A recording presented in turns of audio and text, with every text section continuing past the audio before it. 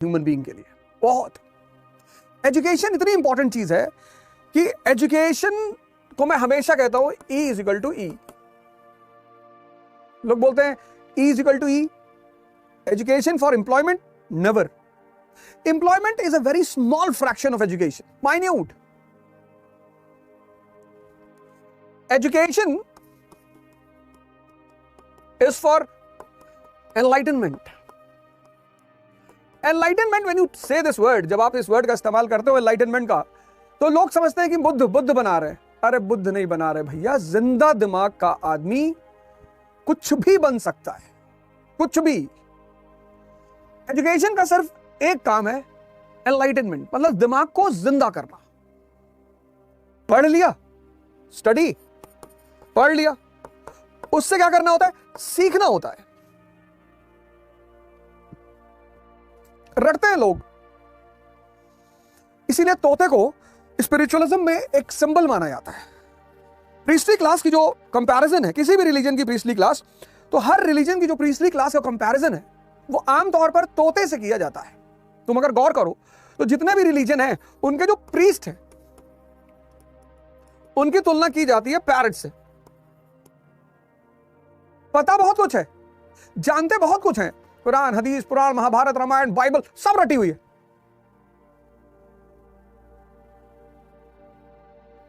पर अपनी ही जिंदगी उलझी हुई है। जबकि जो सेंट्स होते हैं, सेंट्स, उनकी तुलना हम करते हैं हंस से, परम हंस।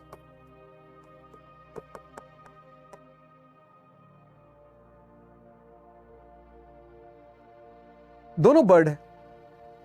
इसको रामायण याद हो सकती है, कुरान याद हो सकता है, बाइबल हो सकता है, लेकिन इसकी कोई अचीवमेंट नहीं होगी।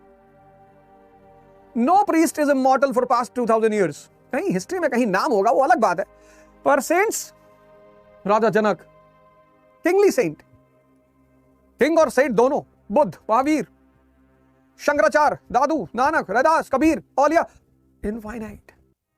तो this should be the approach of studying कि हमें पढ़ना है और सीखना है।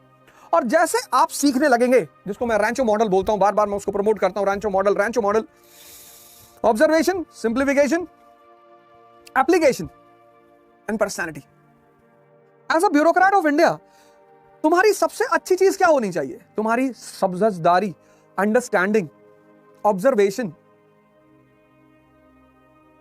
मैं तो ये बात बार बार कह रहा हूं कि इस देश की एजुकेशन पॉलिसी में परसेंटेज और एम्प्लॉयमेंट सेंटर्ड नहीं होनी चाहिए।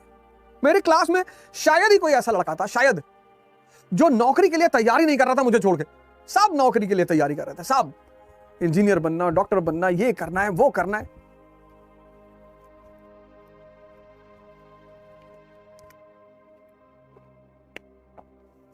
सब ये सारा अध्ययन, मैं बार बार इस बात को बोलता हूं, और इसलिए बोलता हूं बार बार कि कुछ लोग हैं जो कभी ना कभी बात को समझ ही जाएंगे। जैसे आपकी शरीर में किडनी, लीवर,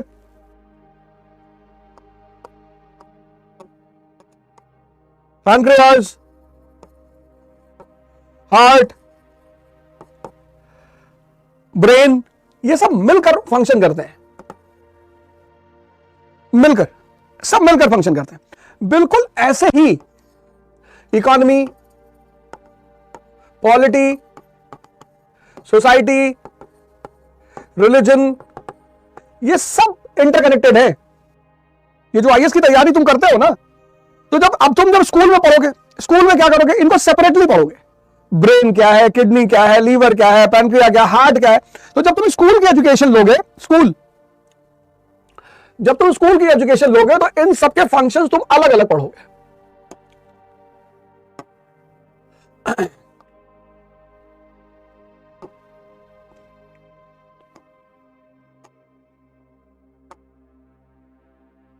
स्कूल लेवल पे तुम इनके सारे फंक्शन अलग अलग पढ़ोगे, तुमको अलग अलग पता होगा कि किडनी क्या है, लीवर क्या है, इनका फंक्शन क्या है। लेकिन जैसे ही तुम कॉलेज के लेवल पे पहुंचोगे, वैसे ही तुम्हें इसकी इंटरकनेक्टिविटी पता चलेगी। और जब तुम मेडिकल की पढ़ाई पढ़ोगे तो इनका एक दूसरे पे क्या प्रभाव पड़ता है, मैं एग्जांपल देता हूं तुम्हें, बहुत प्यारी बात, समझ लो तुम्हारा आईएएस तो कोई रोक ही नहीं सकता। स्कूल के लेवल पे अलग अलग, कॉलेज के लेवल पे इंटरकनेक्टेड, और जब तुम मेडिकल की पढ़ाई पढ़ोगे तो कैसे इनका एक दूसरे पे, अब तुम देखो, मैं तुम्हें एग्जांपल देता हूं।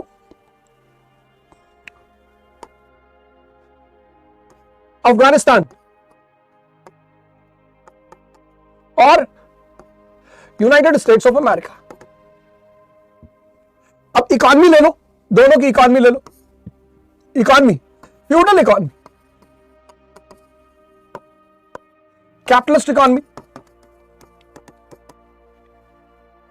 कैपिटलिस्ट मनी इकॉनमी, पैसा है, वहां पैसा नहीं है। अब तुम यहां की पॉलिटी देखो, ट्राइबल, यहां की सोसाइटी देखो, यहां का कल्चर देखो, सब कुछ इससे प्रभावित है, सब कुछ। और फिर साइमल्टेनियसली इसको देखो, पॉलिटी, यहां देखो सोसाइटी, यहां देखो कल्चर, यहां आर्किटेक्चर के नाम पर एक बुद्ध की पुरानी प्रतिमा थी, उसको भी तोड़ डाले, और ये तो खैर स्टैच्यू ऑफ लिबर्टी के लिए फेमस ही है।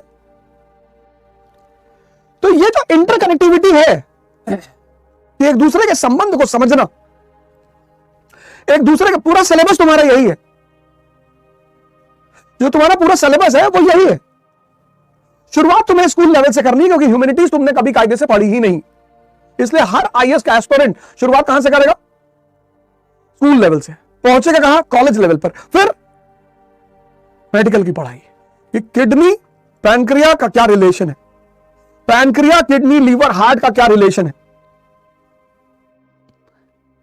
तुम ऐसे पढ़ते हो हैं?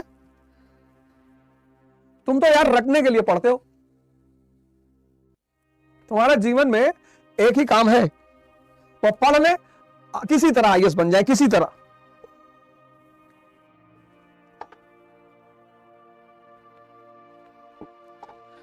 तुम्हारे जीवन में एक ही टास्क है कि भगवान बस किसी तरह आईएएस बना दे प्रभु, बस अच्छी सी शादी कर ले प्रभु, 6-7 लड़के बच्चे हो जाएं,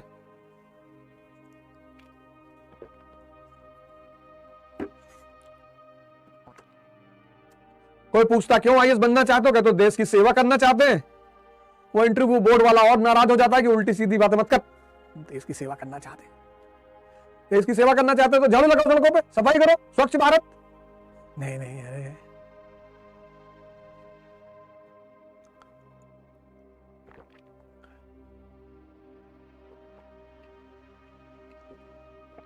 दिल में है ख्वाहिशे हूर और जन्नत, ये 90% लोगों का हाल है।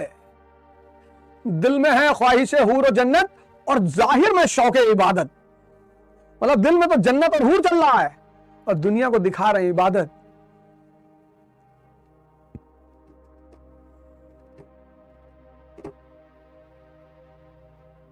समझने के लिए पढ़ो, दिमाग को खोलने के लिए पढ़ो। दिल में है ख्वाहिशे हूर और जन्नत, और जाहिर में शौक इबादत, बस हमें शेख जी आप जैसे अल्लाह वालों से अल्लाह बचाए। मैं नहीं कह रहा हूं, नुसरत फतेह अली खान की एक गजल कहती है। तुम यार हड़बड़ी में पड़ जाते हो, तुमने पढ़ने का मतलब रटना मान लिया, रटना। परसेंटेज 99.9% डिप्रेशन के शिकार है। कुछ नहीं होता परसेंटेज से। परसेंटेज से अगर दुनिया चलती तो सिद्धार्थ बुद्ध नहीं बन पाते। परसेंटेज से अगर दुनिया चलती तो कबीर का आज इतना नाम नहीं होता।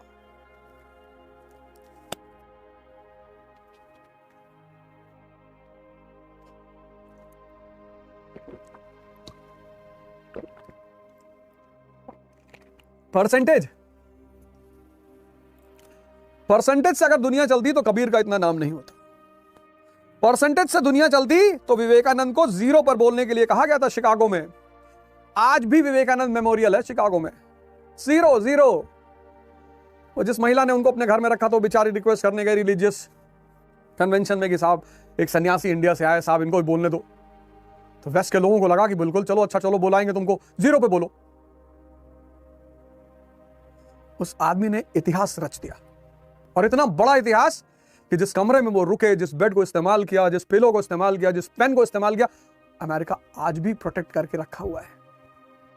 इंडियन गवर्नमेंट के मांगने पर नहीं देता, कहता ये मेमोरी है साहब हमारे लिए, इतना बड़ा महान आदमी ईस्ट से आया, हम उसे भिखारी समझ रहे थे, वो सन्यासी निकला। हमें पहली बार जीवन में पता चला कि सन्यास का मतलब क्या होता है।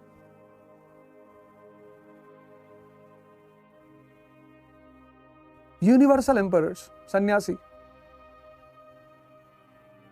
साहब, हम इस चीज को नहीं देना चाहते। परसेंटेज नहीं, ऑब्जर्वेशन। मस्ती में पढ़ा करो यार, टेंशन मत लिया करो। टेंशन लेना नहीं है, कोशिश करो कि देना भी ना पड़े। कभी कभी समाज बहुत मजबूर कर देता है, वो एक एक्सेप्शन है। टेंशन लेना नहीं है, कोशिश करो देना भी ना पड़े। लेकिन अगर मजबूरी आ ही जाए तो एक लॉ है जिसको बोलते हैं आपात धर्म।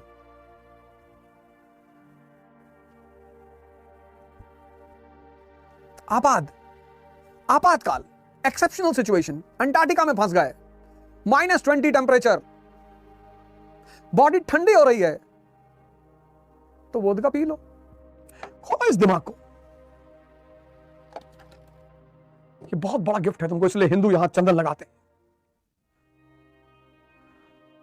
यहां रेखाएं माथे पे तिलक लगाते हैं। सारा खेल यहीं से होता है, सारा इसी इतने क्षेत्र से सारा खेल होता है। इसलिए चाहे हिंदू हो, मुसलमान हो, सिख हो, सब सजदा करते हैं, इसको नीचे सर जमीन पे लगाते हैं कि मालिक इसको संभाले रखना, तुम्हारे सामने झुका रहे हैं। इसलिए मंदिर में पैर झुकाना बुरा माना जाता, सर झुकाओ, सर।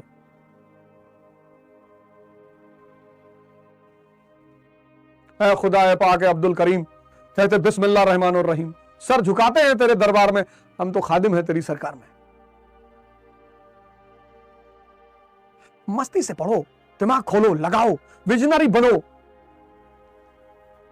आगे बढ़ो। सिर्फ आईएएस थोड़ी बनना है, डेवलप, इवॉल्व करो अपने आप को, इवॉल्व, अपने आप को एक नया डायमेंशन दो।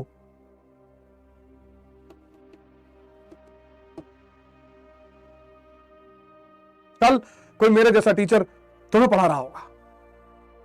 जय हिंद, थैंक यू।